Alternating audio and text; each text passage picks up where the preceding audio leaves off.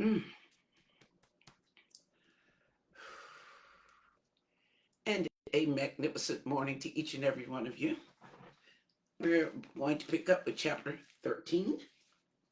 But again, as always, before we get started, I got to remind you guys that the only thing that makes change in this country, the only entity, is a small group of thoughtful, committed citizens. We can change the world. Don't you ever forget that. And that's another thing you can teach to your children. Okay, let me jump on in here. Chapter 13, Thug Life, the other civil rights movement. In the sweltering August heat of Ferguson, Missouri, less than a stone's throw from where Officer Darren Wilson had pumped 6 bullets into the body of Michael Brown Jr., I clenched the rock tossing hand of a 19-year-old kid I had met a few hours earlier.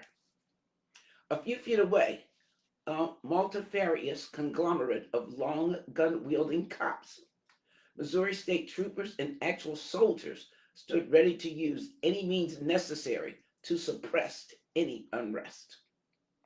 Earlier that day, this same kid had described how Ferguson cops terrorized young black men in the neighborhood where Mike Brown died. Now he was ready to set it off. I reminded him how he complained about the media describing protesters as thugs. I pointed to a woman in a wheelchair and said that he was putting everyone in danger, begging him not to toss the first stone. I explained how the authorities and the media would ascribe his actions to all the peaceful protesters. Like that mattered. He replied with eyes full of water and desperation. Can't you see? They're going to kill us anyway. We stood there for a second, or a minute, or forever, with my hand around his wrist, his frustration in his palm. A millisecond before I decided to let his arm go, a brick sailed over our head into the armed brigade. As they began marching toward us, we both bolted. I paused to put on a gas mask and spotted him through the noxious fumes. Perhaps he was only checking his surroundings, but I could swear that he was staring directly at me. As he disappeared into the smoke and chaos, I ran away, knowing the world would ignore the hundreds of peaceful protesters and attribute this civil unrest to thugs. Nearly 2 years later, 2 Department of Justice civil rights investigations forced the Ferguson City Council to accept a consent decree implementing new use of force policies and de escalation training, along with restructuring the municipal court system. Darren Wilson was never brought to justice, but the peaceful protesters had partially worked. But the peaceful protest had partially worked. It was evidence that reasonable people can collectively force change. Or maybe it was the thugs that helped push it all forward. If we believed the whitewashed, safe for work version of the civil rights struggle, we would believe that a lone white man killed Emmett Till, jolting black people out of a dreamlike state to suddenly realize that we didn't have all the rights afforded to us by the US Constitution. In response, Martin Luther King Jr. convinced everyone to hold hands and march peacefully until he could remember his dream. When he told the world about it at the March on Washington, America suddenly saw the error of its ways and handed black people their humanity, and everyone lived happily ever after. That's the Cliff Notes version of the civil rights struggle that exists in our collective whitewashed memory and is sold in social studies classes all across America.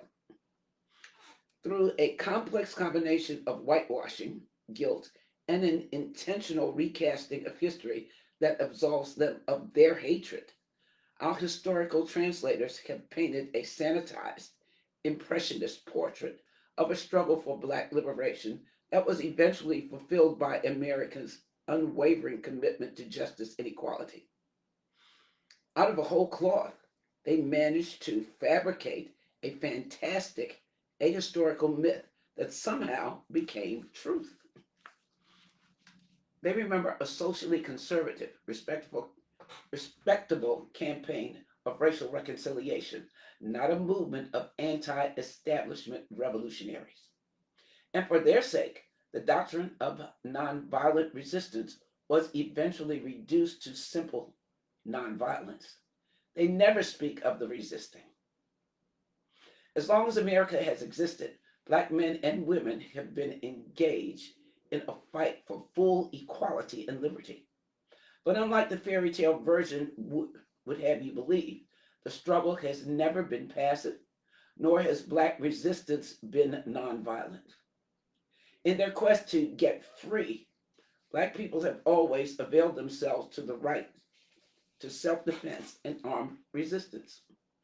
Of course, this would lead to them being characterized as criminals or malcontents. There is a difference between how one chooses to defend oneself and how one chooses to address social, economic, and political inequality through protest. The former is a personal choice, while the latter is an organizing strategy. The truth is, peaceful protest was just one tactic used by a small arm of what we call the civil rights movement. Essie Harris became a leader of Chatham County, North Carolina's black community by shooting it out with the Klan. Although he has not, Although he was not interested in politics, Harris attended a few meetings of his local Loyal League, a black political group that organized voters. When Klansmen attacked his home a few days after Christmas in 1870 to take his gun and warn him about voting, Harris initially complied. But when they shot up his home, wounding him in the arm and riddling his house with bullets, Harris figured his wife and 5 children were dead. He grabbed an axe and chopped one of the Klansmen in the head, then picked up his gun to finish off the rest of the mob. They always said in my country that a man could not kill a Ku Klux, Harris told an 1871 Joint Committee investigating the white supremacist insurrection in the South. They said that they could not be hit, that if they were, the ball would bounce back and kill you. I thought, though, that I would try it and see if my gun would just hit one. Even though Harris had never loaded his shotgun with anything deadly than squirrel shot, he blasted one of the Klansmen in the face. It worked. The shots did not bounce back and kill him. When he realized that the KKK were not impervious to any kind of a bullet, Harris wanted to try it again, and he told legislators. They said that they were going to set my house on fire, that they did not intend to leave there until they had done it. I thought they were going to do it. I was just as certain as they were as I was in there. I heard some shots. I have often heard people talk about a man going so scared that he could not shoot people, but they had been there so long, my fear was over. I had no fear at all by that time, not one bit. I went to my little wallet where I kept my shot and my powder. The men were standing behind the chimney waiting for them to carry off the shot one, I reckon. Some 8 or 10 of them, after the rest had started, saying they were going to set my house on fire, I loaded my gun again. I put an uncommon load in it, a dangerous load. After I had got it almost loaded, I said, "Give me hold of my 5 shooter." They said, "Boys, the old man is calling for his 5 shooter and loading his gun. Let us leave." And upon that, they went off. Essie Harris then walked 14 miles to the next county with a bullet in his arm to file a warrant against the Klansmen. He went back home and waited for them to be arrested. "I was the last man who shot a gun at my house," he said. Using guns to face the ongoing terrorist threat posed by white supremacy wasn't limited to Klan violence. It also figured heavily in the ongoing struggle against police brutality. On Monday, July 23rd, 1900, Robert Charles was sitting on the porch of a New Orleans house with his roommate when three white police officers began investigating reports of two suspicious looking Negroes roaming around the predominantly white neighborhood. When the officers asked them what they were doing there, Charles stood up, as any Southern gentleman would in the presence of their would be brutalizers. One of the cops, August Mora, took it as a sign of aggression and grabbed Charles. But Charles was no punk, and he fought back. When Mora grabbed his sidearm, Charles grabbed his own. Or maybe Charles grabbed his gun first. Mora told conflicting stories. Both fired, hitting each other in the leg. Charles ran and left a trail of blood. When two officers came to his home and attempted to arrest him, he shot and killed them both. The manhunt was on. New Orleans's white-owned newspapers wrote stories blaming the officer's death on the criminal element in the city's black community. And because Charles was a member of several black organizations, including a society promoting a return to Africa, New Orleans' white community took up arms at the so-called conspiracy. On July 25th, a white mob called for the lynching of Charles's roommate, who had committed the crime of being black and being present. When their calls went unanswered, they proceeded to go on a black people hunt, shooting at streetcars and in all black owned hair salons, killing at least 6 black people and injuring dozens. For some reason, the white mobs didn't think black people would retaliate, but many were injured during the melee. When the police discovered Charles's whereabouts that Friday, the fugitive killed 2 more police officers who tried to apprehend him. A white mob gathered outside, so Charles started shooting them too. The mayor summoned the state militia, but Charles didn't care. Anybody could get it. By the time a firefighter eventually snuck into the home where Charles was holed up and set a mattress on fire around 5 p.m., Charles had killed or fatally wounded 5 law enforcement officers and wounded another 19 members of the white mob. As he tried to escape, a member of the militia shot and killed him. After he dropped his rifle, the brave policeman riddled his body with bullets as the mob was allowed to beat the corpse. But the white people weren't done. They attempted to burn down every school in the city, successfully razing the best Negro schoolhouse in Louisiana. Black students wouldn't have access to a school for 17 years. After that feat, the white people were sure they had taught New Orleans' black population a valuable lesson. They had not. Robert Charles became a hero to black residents in the city. He would have died had not he raised his hand to resent unprovoked assault and unlawful arrest, that fateful Monday night, wrote Ida B. Wells in a definitive account of the incident. Mob rule in New Orleans, Robert Charles and his fight to death, the story of his life, burning human beings alive, and other lynching statistics. The white people of this country may charge that he was a desperado, but to the people of his own race, Robert Charles will always be regarded as the hero of New Orleans. As the most prominent anti-lynching crusader in America, Ida B. Wells often advised every black person in the South to arm themselves against the epidemic of lynching, as she did after the lynching of her friend Thomas Moss, because, as she said, I felt that one had better die fighting against injustice than to die like a dog or rat in a trap.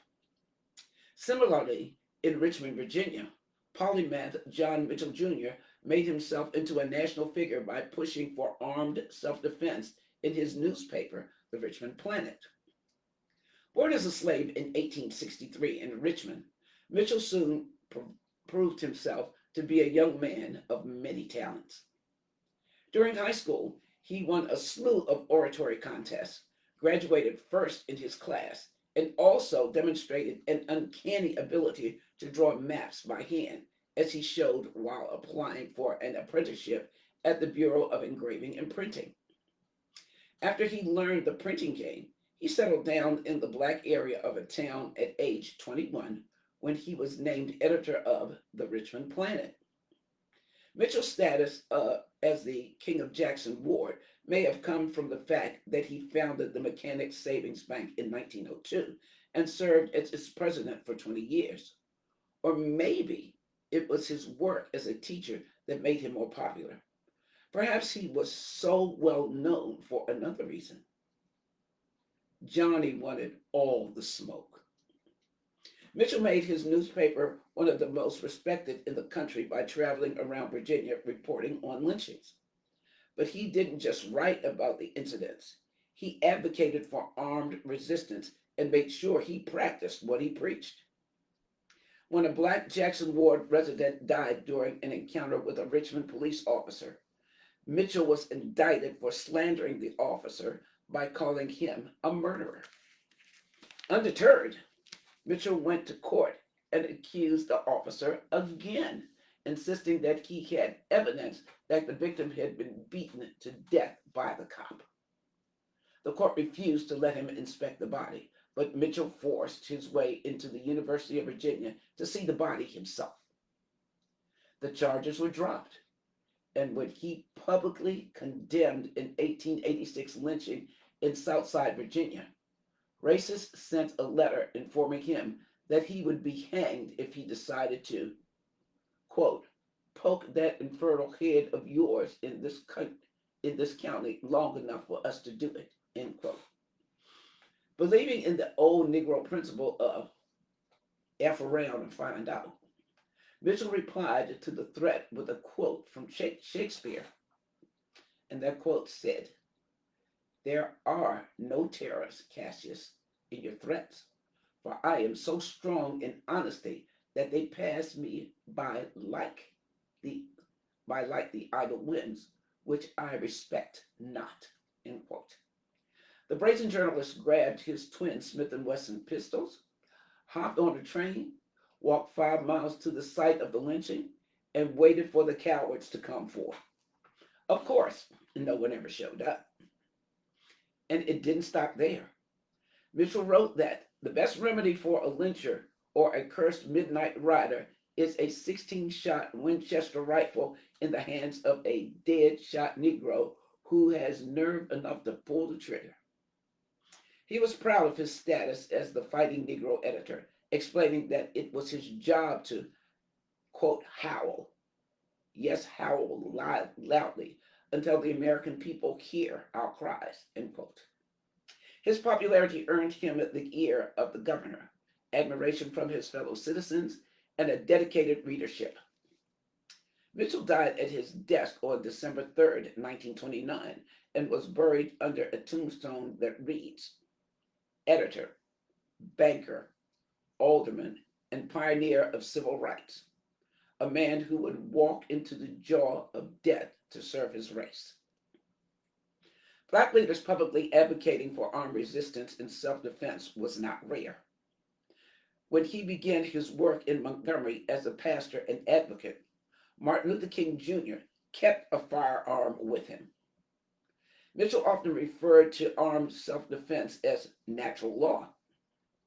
Medgar Evers, the Lowndes County Freedom Organization, W.E.B. Du Bois, and others were known to keep that thing on them. Although organized efforts for equal rights began even before slavery ended, perhaps the origin of the modern civil rights campaign started when Black veterans returned from World War I.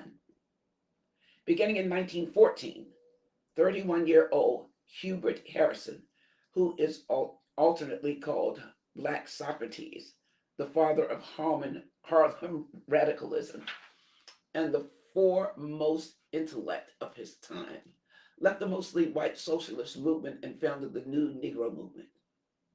Hubert's intellectual radicalism advocated for a race-conscious international movement for Black political economic, and social power, and inspired the black thinkers who would become the leaders during the civil rights era, including Marcus Garvey, Asa Philip Randolph, Bayard Rustin, and Malcolm X.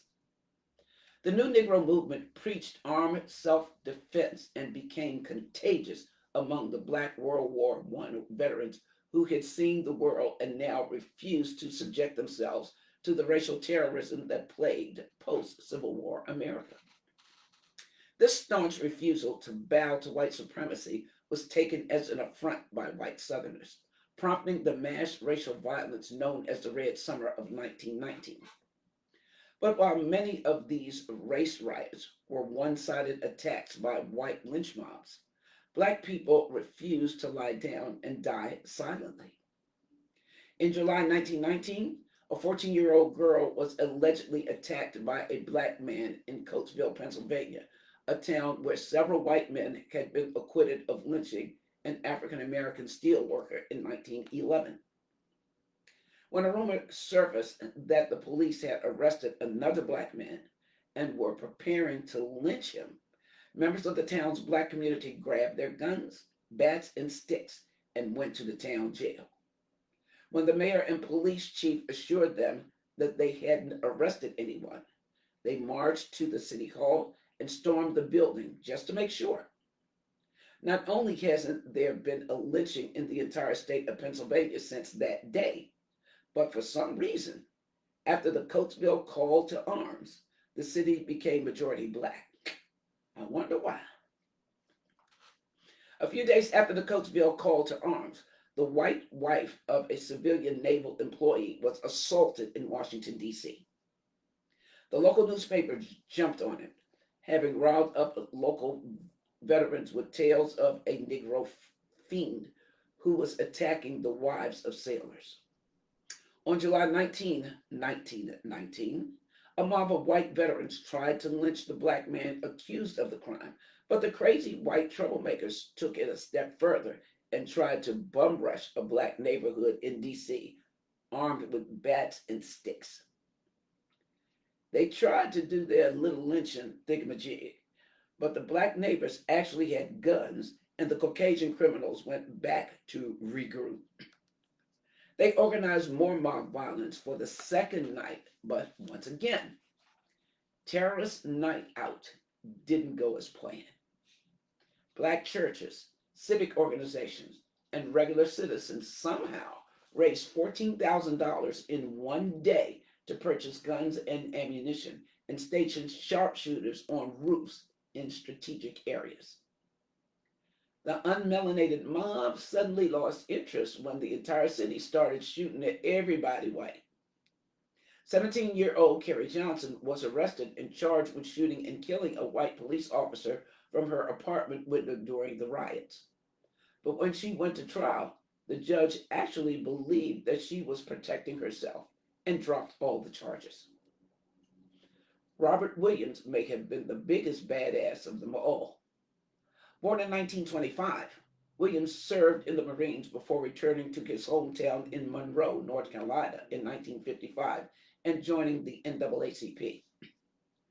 The press estimates that more than half of Monroe's 12,000 residents were members of the KKK.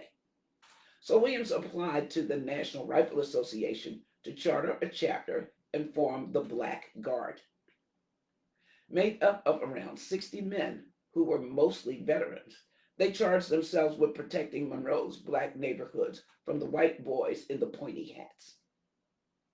In 1957, the Klan tried to attack the home of local NAACP Vice President Dr. Albert Perry, but the Black Guard had fortified the house with sandbags, and the two groups engaged in a Wild West-style shootout. The Klan never returned, and the city of Monroe banned Klan motorcades. Williams's bold tactics were not just deployed by men in town either. When Dr. Perry was arrested on charges of criminal abortion on a white woman, Williams led a group of armed women to the police station as they surged against the doors, fingering their guns and knives until Perry was produced. and his words were just as radical as his actions. In response to the acquittal of a white man charged with raping Mary Reed, a black woman, Williams said, "We cannot rely on the law. We can get no justice under the present system. If we feel that injustice is done, we must right then and there on the spot be prepared to inflict punishment on these people. Since the federal government will not bring a halt to lynching in the South, and since the so called courts lynch our people legally, if it's necessary to stop lynching with lynching, then we must be willing to resort to that method. We must meet violence with violence." The statement made on the courthouse steps in Monroe prompted the NAACP to suspend him from the organization. But Williams wasn't cast out. He essentially made the de facto security guard for some of the largest civil rights protests. During a 1961 protest for the Freedom Rides, a white mob held Monroe's black community under siege. In the mayhem, a white couple made a wrong turn and wound up in the Williams neighborhood. Williams offered them a place to stay and warned them that he couldn't guarantee their safety if they tried to leave. After a few hours, they left unharmed, but law enforcement agents convinced the couple to say that Williams had kidnapped them, forcing his family to flee the state. On August 28, 1961, the FBI issued a warrant for Williams, charging him with unlawful interstate flight to avoid prosecution, warning agencies that he has advocated and threatened violence and should be considered armed and dangerous. Williams fled to Cuba, where he established a radio station urging black soldiers to participate in an insurrection against the United States. He returned in 1969 and was extradited to North Carolina, and the state immediately dropped all charges. Williams' legacy loomed large. He always noted that his proudest accomplishment was that during the entire existence of the armed guard, no black person under their protection lost their life to racial violence. At his 1996 funeral, Rosa Parks said he should go down in history and never be forgotten. Even religious leaders of the time advocated for armed resistance. When 5 churches, a Masonic hall, and a community center were torched in Jonesboro, Louisiana, 2 different groups united to form the Deacons for Defense and Justice. In 1965, when students picketed the local high school for integration, Klan-affiliated police officers ordered the fire department to turn their hoses on the students. But the firemen quickly changed their mind when 4 deacons showed up with loaded shotguns. The deacons were the reason why Louisiana Governor John McKeithen became the first Southern governor to capitulate to a civil rights demand by a civil rights organization, facilitating integration in the town's city government. But the deacons weren't just fighting the Klan. They also patrolled their own streets, keeping Jonesboro's black neighborhoods safe. In 1965, when a terrorist cell from the Ku Klux Klan came to Jonesboro to retaliate against black students who finally integrated the high school, the terrorists were turned around by a local chiropractor named James Malcolm Edwards, who just happened to be the grand dragon of the Louisiana realm of the United Klans of America. Edwards hadn't suddenly turned into an anti-racist. He just didn't want any smoke with the deacons. The deacons helped African American communities from chapters around the country, which of course landed them a spot in the FBI's COINTELPRO program. According to one report in the FBI's 600-page file, the deacons were, quote, inclined to use violence in dealing with any violent opposition encountered in civil rights matters, end quote. Speed, of course, Speed is J. Edgar Hoover, and his team were hyper focused on any incidents of arms possession within the black community. California's Mulford Act repealed the right to carry firearms in public after Huey Newton and members of the Black Panthers marched on the state capitol on May 2nd, 1967. The FBI claimed they were a threat to law enforcement officers, too. In 2017, the FBI issued a similar warning about a new threat called, quote, black identity extremists, end quote. In its report, the agency concluded that it is very likely black identity extremists' perceptions of police brutality against African Americans spurred an increase in premeditated, retaliatory, lethal violence against law enforcement and will very likely serve as justification for such violence. More than 5 years later, the FBI still cannot list a single murder caused by a black identity extremist. In fact, only one person remotely prosecuted was a man named Christopher Daniels, also known as Rakim Balogun. According to a court transcript, in 25 months of FBI monitoring, Christopher Daniels had not engaged in a single act of violence against an officer or another human being. When the judge asked the FBI if Daniels had resisted arrest, the agent replied that he had not. The federal agent admitted to the judge that Daniels had never said he wanted to harm a police officer or stated that he planned on doing so.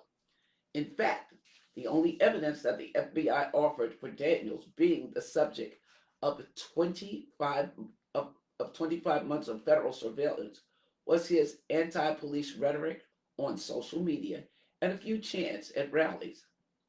But the FBI noted that they assessed Daniels as a threat because they had discovered three things when they searched his home.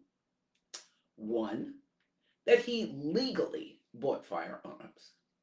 Two, he was a founding member of the Huey P. Newton Gun Club.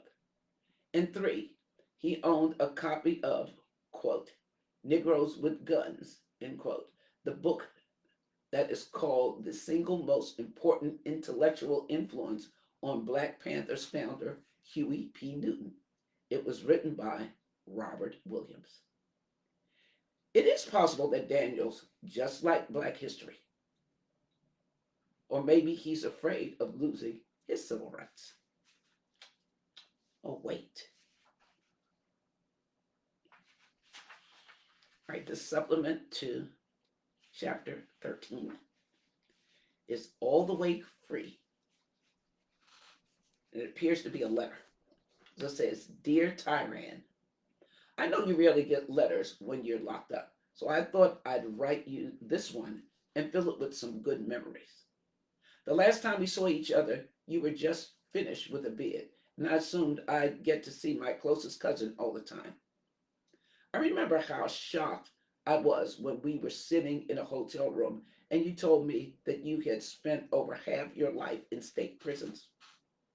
I guess I hadn't calculated the years. Or maybe I just think of you the same way I did when we were younger, as the talented cousin who could cook, sing, draw, paint, and play music. That's probably it. I think of you as free.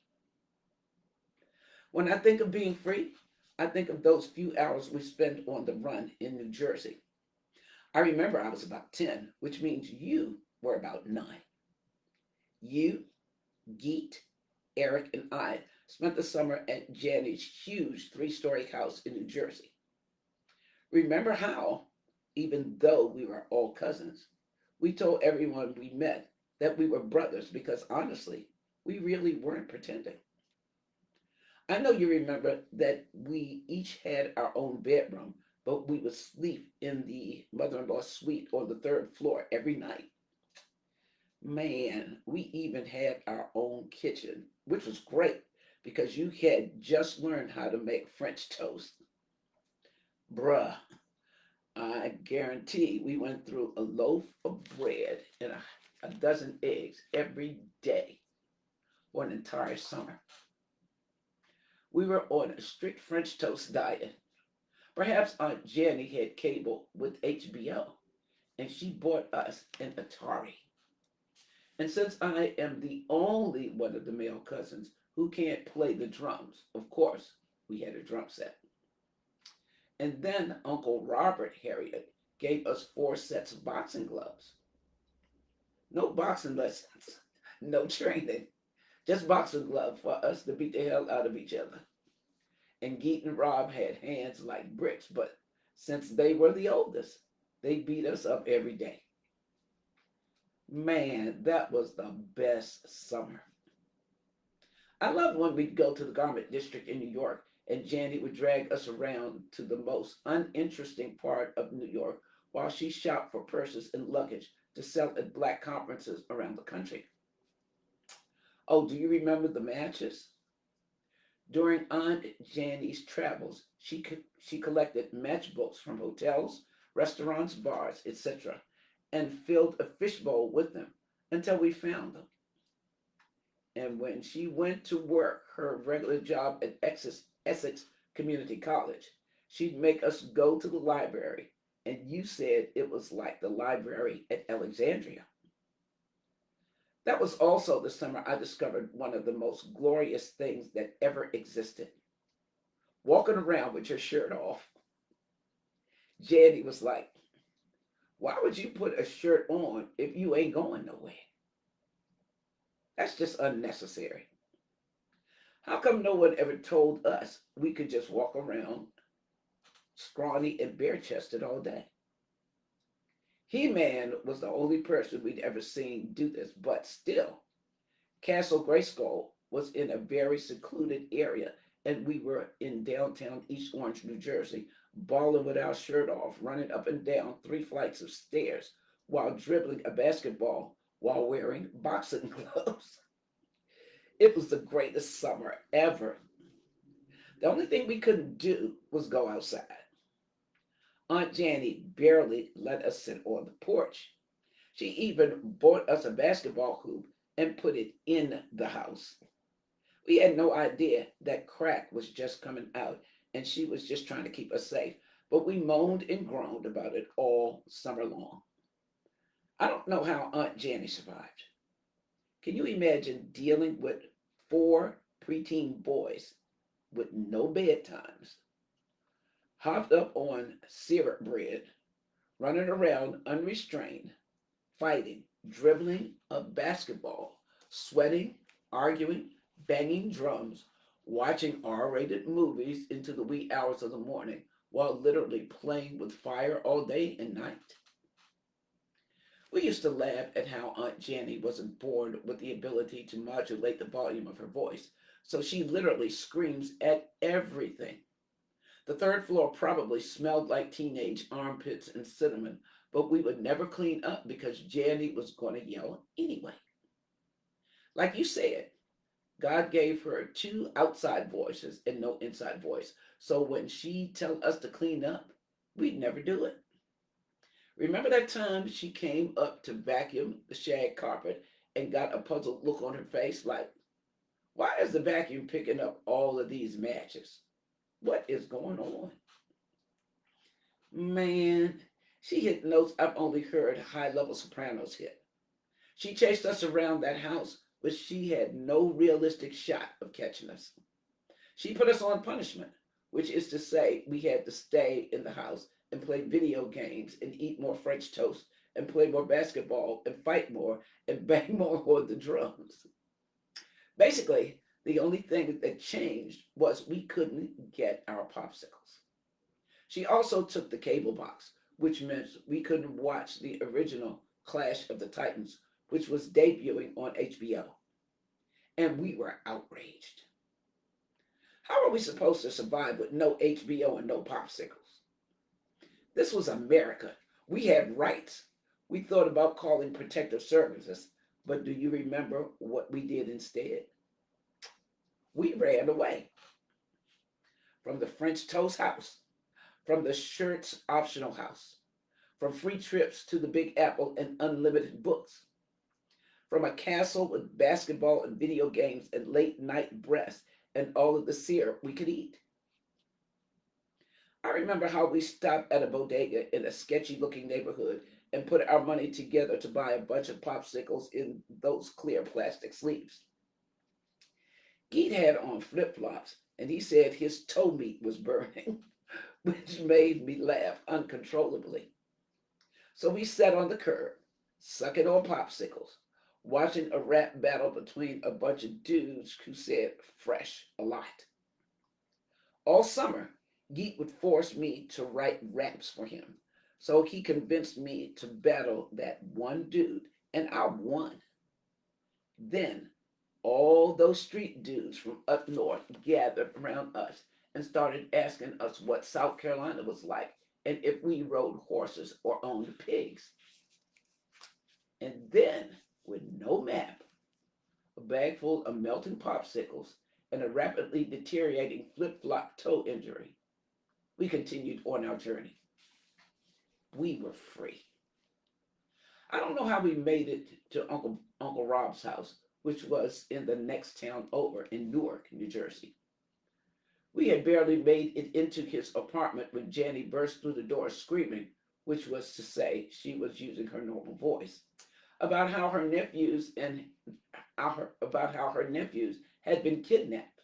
But when she saw us, she broke down crying. Oh, she said she was going to whip our asses, but she was crying too. Aside from when she was caught, aside from when she caught the Holy Ghost at church, I had never seen her cry. I will never forget that. On the ride back, she railed about how she had given us everything we could want while while we sat there silently. She went on and on about how we were ungrateful and no one would run away from such a luxurious life.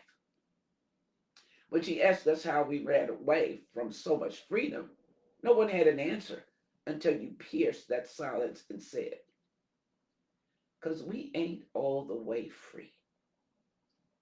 I think about that a lot. I wonder what all the way free means and if there is such a thing as kind of free.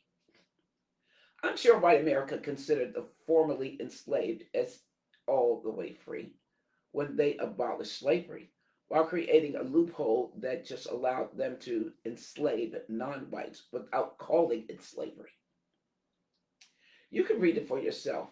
It's written in this little known document called the Constitution of the United States of America, whose 13th Amendment says neither slavery nor involuntary servitude, except as a punishment for crime whereof the party shall have been duly convicted, shall exist within the United States or any place subject to their jurisdiction. And listen, except as a punishment for a crime. Now, instead of calling it slavery or involuntary servitude, they could call it mass incarceration. Instead of private individuals forcing people of color to work for profit, they could force black people to work for the profit of private individuals. To understand how this works, you got to go back to a period that the great historian Richard Martin Lloyd Walters calls once upon a time, not so long ago, when people wore pajamas and lived life slow. In colonial America, if you were convicted of a crime, you were fined, whipped, banished from the community, or, in the worst case scenario, you were sent to the gallows for capital punishment. You know what a gallows is, right? I don't know how much news you get in there, but a few historical reenactors recently built one in front of the United States Capitol building just before they stormed it. The good people in Charleston, South Carolina, came up with a better solution. They monetized slave whipping. The city offered a menu and a price list to send belligerent or misbehaving Africans to the Sugar House, a municipal building staffed with people who were authorized to inflict violence on enslaved black people for a small fee. But trust me, cuzzo, these professional torturers didn't use boxing gloves. When southern cities like Savannah adopted this profitable system, they came up with an official sounding name, the Department of Corrections. Now, in 1787, the Philadelphia Society for Alleviating the Miseries of Public Prisons met in Benjamin Franklin's home and came up with a plan for the first modern prison system. Instead of punishing criminals, they encouraged the prisoners to ask for forgiveness or penitence, so they called it a penitentiary. The prisoners were kept in solitary confinement, and when they weren't subject to the inhumane treatment, they worked, prayed, and reflected on their behavior without contact or communication with other prisoners. Even when they were together, they were forced to wear masks so they couldn't even see each other. The prison system that was built in Auburn, New York, on the other hand, used corporal punishment, hard work, and silence to rehabilitate prisoners. Inmates were allowed to congregate, but they weren't allowed to talk. By the 1840s, every prison system in America used either the Pennsylvania system or the Auburn system, but regardless of what method they chose to deploy, they all had one thing in common: free labor. Curiously, most of those prisoners were poor white men and white immigrants. In the days before the Civil War, foreign born immigrants made up 3% of the South's population, but up to one-third of the prison system in southern states. Luckily, the 13th Amendment solved this rampant white on white crime committed by, quote, urban youth, end quote, by creating a new loophole. They called them black codes. After slaves were freed, every southern state passed, quote, vagrancy, end quote, laws that made it a crime to be unemployed. States like Georgia, Alabama, and Mississippi also made it illegal to learn a skill or trade without the permission of a white man. Louisiana's Black Code of 1865 required every black person to be in the regular service of some white person or former owner who shall be held responsible for the conduct of said Negro. Texas declared, it shall be the duty of all sheriffs, justices of the peace, and other civil officers of the several counties of the state to report to the judge of the county clerk of their respective counties at any time all indigent or vagrant minors within their respective counties or precincts, and also all minors whose parent or parents have not the means or who refuse to support said minor. When black citizens inevitably broke these laws, they were sold to plantations and factory owners to work for free. Remember, slavery was abolished except as a punishment for a crime. So technically, this convict lease system didn't violate the 13th Amendment. Cuzzo, this bootleg form of slavery soon became the most profitable industry in America. We were only kind of free. The Tennessee Coal, Iron, and Railroad Company became one of the original 12 companies listed on the Dow Jones Industrial Average by using a workforce composed mostly of black prison laborers convicted of petty crimes. Then the TCI was bought by United States Steel, the largest corporation on the planet. In 1907, the company went all in on penal labor. Nationally, convict leasing averaged profits of 267% and was used to mitigate the growing demands of an increasingly unionized workforce in the early 1900s. And the profit wasn't restricted to private entities. In 1898, 73% of Alabama's entire state budget came from convict leasing. Following the example, in 1934, the United States government created a wholly owned government corporation called the Federal Prison Industries the prison labor, to profit from prison labor, excuse me. Because these corporations were not required to offer a minimum standard of human rights to their enslaved souls, torture, abuse, and sexual assault were rampant. Malaria, pneumonia, and tuberculosis ravaged the prison population.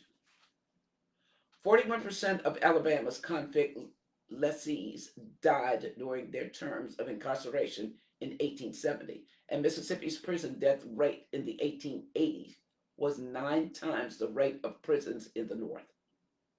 Still, the death rate would have been higher if states didn't have a policy of releasing terminally ill inmates so the prison system wouldn't have to bear the burden of burying its enslaved profit makers. Shit. When states began outlawing convict leasing between 1925 and 1930, guess what happened, Ty?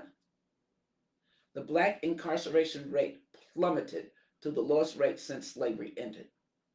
But we were only a little bit free. You know, they had something up their sleeves, and it wasn't no popsicle. In 1971, President Nixon fixed the profit problem by declaring a war on drugs. In 1970, almost 200,000 Americans were in prison. By 1985, there were almost 482,000. By the end of 2019, there were 1.4 million people locked up in United States prisons, and Black Americans were incarcerated at nearly 5 times the rate of whites. Private prisons aren't the only ones profiting from this stolen labor. It's the $1.3 billion earned by telecom companies that have exclusive contracts with prison systems. It's the food companies that make $1.6 billion from prison commissaries. It's the insurance industry that makes $1.4 billion in bail fees. And it's not just the federal government. California uses prison labor to fight wildfires. Your favorite fast food restaurant uses prison labor to process meat. Your furniture, your license plate, and many of your clothes are made by prison labor. Now, I know I don't have to tell you this. You're in South Carolina, where black people make up around 28% of the population and 58% of the state's incarcerated people. Wow. I remember you told me that you work in the kitchen, so you probably aren't one of those people who make between 35 cents and $2 per hour making mattresses, golf carts, and office furniture for the state. I wonder what would happen if the state of South Carolina put the $59.61 it spends per prisoner every day toward drug treatment, education, and criminal justice reform. Trust me, cuz, I'm not saying people shouldn't be held responsible for committing crimes, but I can't help but wonder how black people are incarcerated for drugs at 3 times the rate of whites when white people use more drugs. According to the Substance Abuse and Mental Health Services Administration's 2020 National Survey on Drug Use and Health, 48.7% of black adults had used illegal drugs in their lifetime, compared to 58.9% of non Hispanic whites. How is it that black people are arrested for 26% of the crimes, but are incarcerated in state prisons at 5 times the rate of whites? I know you don't have the answers, I'm just asking why we are always kind of free. I know it's not fair because I can remember when I almost went to jail for you. Don't act like you don't remember when the police beat me up for the Kwanzaa Cup. All I was trying to do was see you sing with your boy band, Mass Appeal, which I'm sure you can admit now was basically a knockoff of New Edition without the Jerry Curls or the hit songs. It was the night before Christmas, and Mass Appeal was set to battle the notorious rap group Posse in the huge Christmas Eve talent show. The talent show was an event. High schoolers from near and far, mostly near, were to witness the year's hottest entertainment event. I still remember you saying it wasn't the Posse, stupid, just Posse. Basically, bruh, it was the first versus battle. The Christmas talent show was the most anticipated show of the year, and I had to be there to support you. I promise it was not about the high school girls who were going to be there, that I would get to be there, cousin from out of town, or the fact that there was going to be a high school after party where students could grind their pelvic bones into dust slow dancing to Guy featuring Teddy Riley. This was all about supporting you. There was only one problem. I was broke and I didn't have a ride. Luckily, I had a solution for this. You know, our family celebrates Kwanzaa as if it's a Negro Christmas.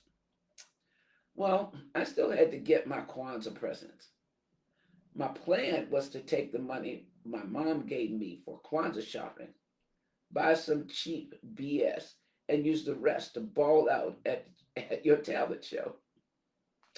Luckily, I found a ride with my classmate Lydell Hawkins. You remember Lydell, the big dude, the football player. He drove that 1977 Plymouth Volare with a burgundy top. Every drug dealer in town offered him money for that car because it was clean and in vintage shape.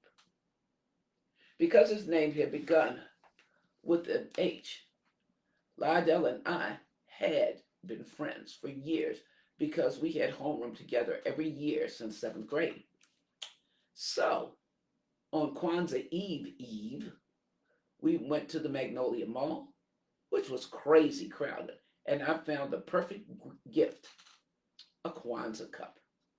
It was basically a coffee mug where the Kwanzaa principles would appear when the cup had hot liquid in it. Having secured the Kwanzaa bag, we headed for the show. There were a million acts that night, but only two mattered: Posse and Mass Appeal. Everyone knew that Posse was going to do. First of all, Posse had more members than a Baptist church choir, and their members changed all the time. Their entire shtick was that each member would rap about anything they wanted, but the chorus was always the same. Hey, we want some posse. What you want, girl? Hey, we want some posse. What you need, girl? Hey, we want some posse. Or posse, excuse me. Posse wouldn't sing the chorus.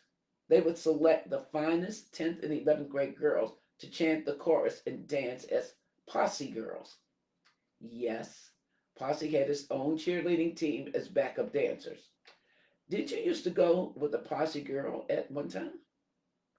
Man, dating a Posse girl was like dating one of Destiny's children back then. They were basically the Victoria's Secret models of our youth. Anyway, Posse killed it.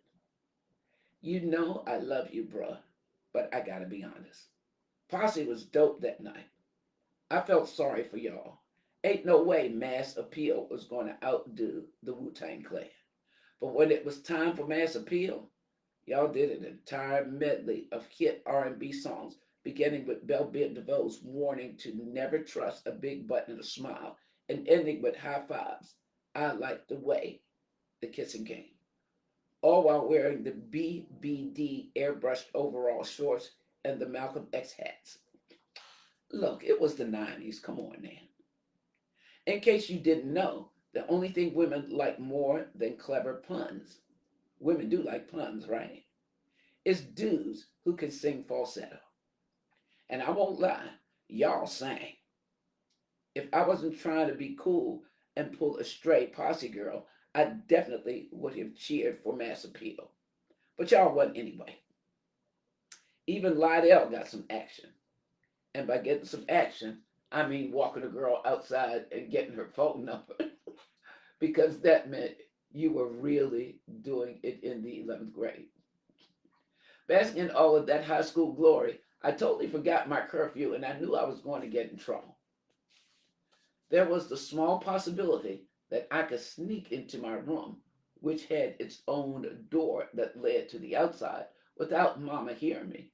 So I instructed Lydell to let me out on the corner and I would walk home, eliminating the chance that his loud ass old school car would stir my mom out of her Kwanzaa Eve slumber.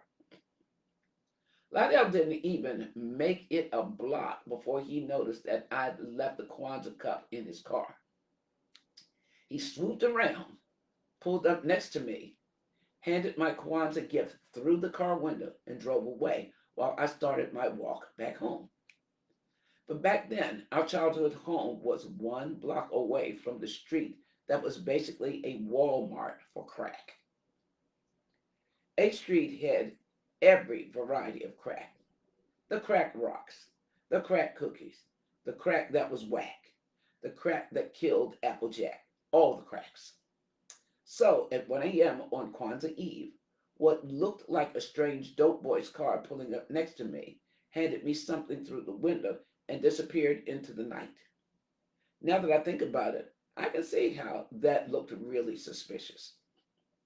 But to be fair, when the cops jumped out of nowhere, I probably looked like I was a little high off of cocaine. My clothes were askew, and I was tired. I was coming from 8th Street and was yelling some nonsense about being careful with my package.